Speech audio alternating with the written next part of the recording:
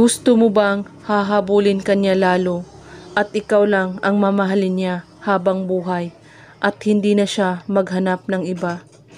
Ang ritual na ito ay para lang sa taong maniniwala.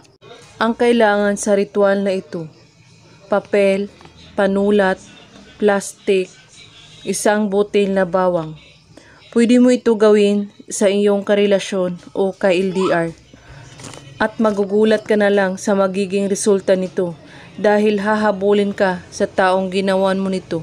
Kailangan magfo-focus po kayo sa paggawa nito at buo ang inyong paniniwala sa paggawa at walang ibang iniisip at pagdududa. At ihanda mo ang iyong sarili. Kunin mo ang bawang at balatan mo ito. At pagkatapos, isulat mo sa papel ang pangalan at apelyido niya ng 7 beses. At kunin mo ang bawang na binalatan at ilagay mo ito sa gitna ng papel. At pagkatapos, banggitin mo ang pangalan at apelyido niya. At sabihin mo, hahabulin mo ako at iparamdam mo sa akin kung gaano mo ako kamahal. 7 beses mo ito ulit-ulitin.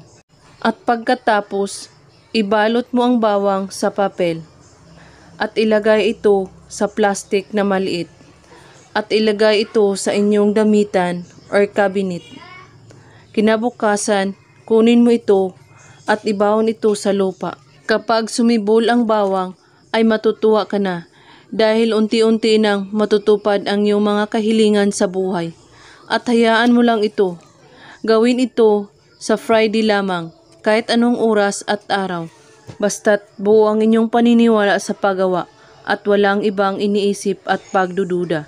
At kung may katanungan po kayo ay magko-comment lang po sa baba. Maraming salamat sa panonood. May God